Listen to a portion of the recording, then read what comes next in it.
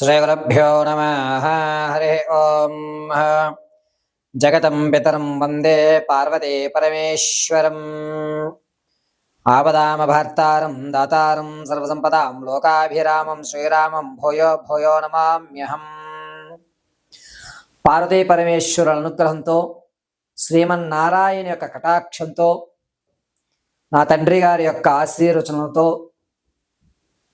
ఈరోజు మీ అందరికీ కూడా మేషం నుంచి మొదలుకొని మీనరాశి వరకు కూడా జాతక పర్యంతంలో కుజుడు అతను ఉండేటువంటి స్థానాన్ని బట్టి జరిగేటువంటి ఫలితాలు అనేటువంటివి వివరిస్తాను.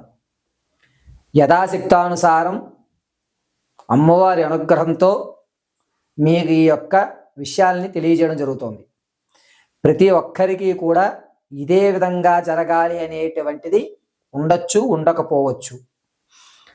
మేషరాశిలో జనించిన వారికి కుజుడు ఏ స్థానంలో ఉంటే లాభపడతాడు, ఆరోగ్యపరంగా ఎప్పుడు ఏ స్థానంలో ఉంటే అనారోగ్యాలు అనేటువంటి తగ్గుతాయి. అదేవిధంగా ఏ స్థానంలో కుజుడు ఉండడం వల్ల ధనపరంగా ఆర్థిక పరంగా నిలదొక్కుంటాం.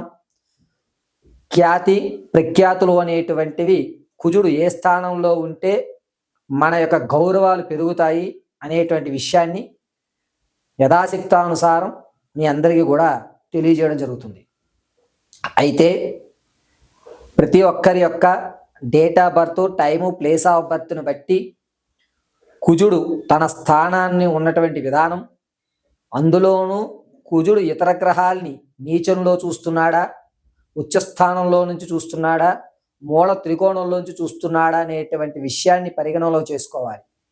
ఇది ఒక్కటే ప్రామాణికం కాదు. కేవలము జ్ఞానాన్ని తెలుసుకుని ఇలా ఉండడం వల్ల ఇది జరుగుతోంది అనేటువంటి విషయాన్ని మీకు తెలియజేయడం కొరకు కుజుడు ఏ స్థాయిలో ఉంటే, ఏ స్థితిలో ఉంటే మనకి ఏం జరుగుతాయి అనేటువంటి విషయాన్ని మీకు తెలియజేస్తాను. ముందుగా మన యొక్క జాతక చక్రంలో 12 గళ్ళు ఉంటాయి. ఈ 12 గళ్ళలో ప్రారంభం ఎక్కడా అనేటువంటి దాన్ని లగ్నము అంటారు. లగ్నము అంటే మొట్టమొదటి స్థానం. అది 1వ స్థానంగా పరిగణించుకుని కొంతమంది సవ్య దిశలో 2, 3, 4, 5, 6, 7, 9, 10, 11, 12 కింద వేస్తారు. కొంతమంది అపసవ్య దిశలో వేస్తారు. ఏ దిశలో వేసినా మనం చూసేటువంటి కోణాన్ని బట్టి కుజుడు చేసేటువంటి తన ఉన్నతంగా ఉంచాలా, ఆ వ్యక్తిని అధపాతాళంలోకి వేయాలా, లేకపోతే సమతుల్యం చేయాలా అనేటువంటి నిర్ణయాలు ఆధారపడి ఉంటాయి.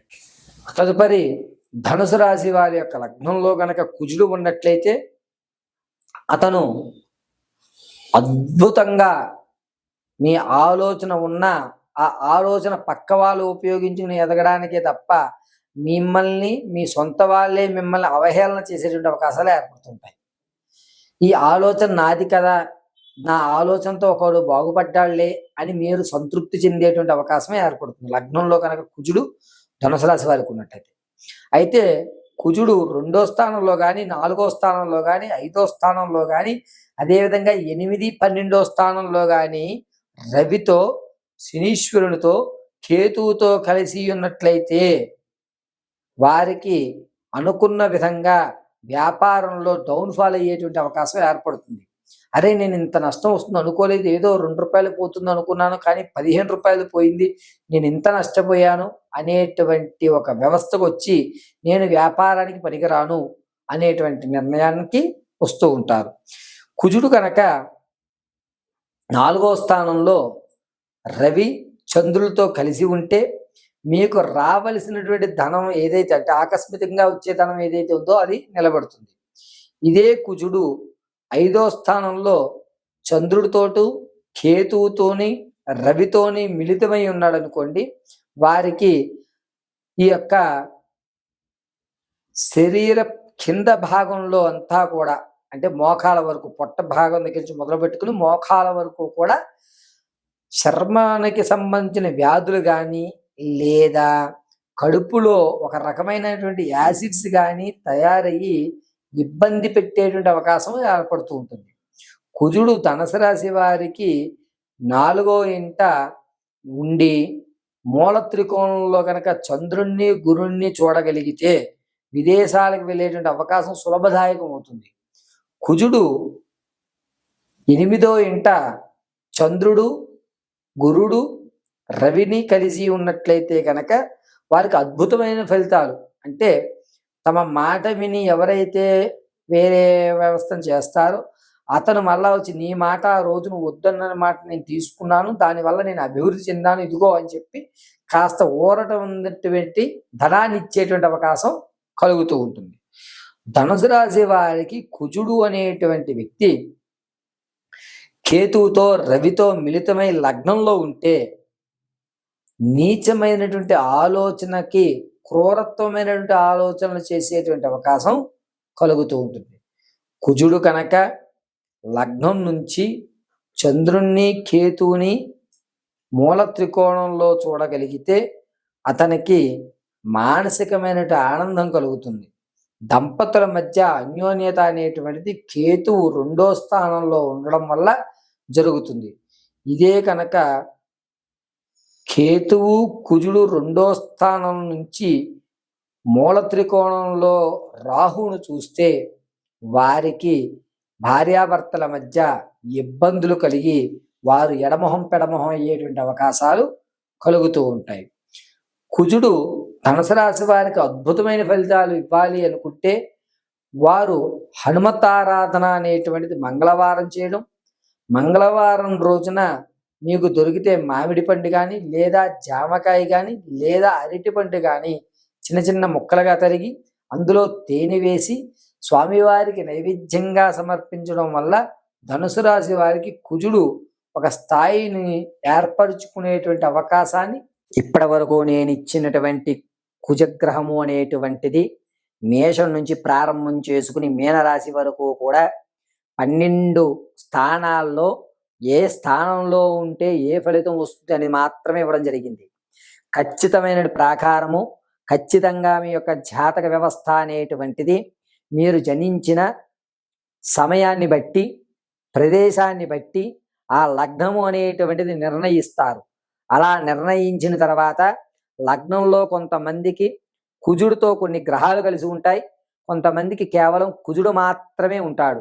ఈ యొక్క పరిజ్ఞానం అంతా కూడా జ్యోతిష్య పండితుల్ని మీరు సంప్రదించుకుని ఈ యొక్క కుజుడు ఏ స్థానంలో ఉన్నాడు, మనకి ఏం జరిగింది, ఏం జరగబోతోంది అనేటువంటిది విని జాగ్రత్తగా వారితో సంప్రదించుకుని లేదా నా యొక్క ఫోన్ నెంబర్ ప్రకారంగా మీరు date of birth, time, place of birth యుక్తంతో ఉన్నట్టయితే దాన్ని చర్చించి మీకు తగు పరిష్కారం ఇస్తారు. జ్యోతిష్యులు కానీ పండితులు కానీ లేదా జాతకం చెప్పేటువంటి ఎవరన్నా సరే మీకు కేవలము పరిష్కారాలు మాత్రమే చెప్తాం. ఆ పరిష్కారాలు మీరు చేసుకుని మీకు సంబంధితమైనటువంటి సమస్యల నుంచి గట్టెక్కడానికి చూపించేటువంటి ఒక టార్చ్ లైట్ వంటిది మాత్రమే ఈ జ్యోతిష్యం. ఇది ఇలాగే జరగాలి అనేటువంటి వ్యవస్థ చూసేటువంటి కోణాన్ని బట్టి కూడా ఆధారపడి ఉంటుంది. అంటే కొంతమంది ఇలా చూస్తారు, కొంతమంది పక్క చూపు నుంచి చూస్తారు, కొంతమంది చూసి చూడనట్టు చూస్తారు. అలాగా జ్యోతిష్యులు కూడా జాతక చక్రం అనేటువంటిది అంశ చక్రంలో, ఆరూఢ చక్రంలో, నవాంశ చక్రంలో, దశాంశ చక్రంలో అనేటువంటి 4 చక్రాల యుక్తంతో అనుసరించి లగ్నాన్ని ప్రారంభయుక్తంలో చేస్తారు. చెప్పినటువంటి కుజుడు కేవలము లగ్నం దగ్గర నుంచి ఏ స్థాయిలో ఉంటే ఎవరికి ఏం జరుగుతుందని మాత్రం చెప్పడం జరిగింది. ఇదే విధంగా ప్రతి గ్రహము కూడా ఏ స్థానంలో ఉంటే ఏ విధమైన ఫలితాలు జరుగుతాయి అనేటువంటిది తెలియజేయడం జరుగుతుంది.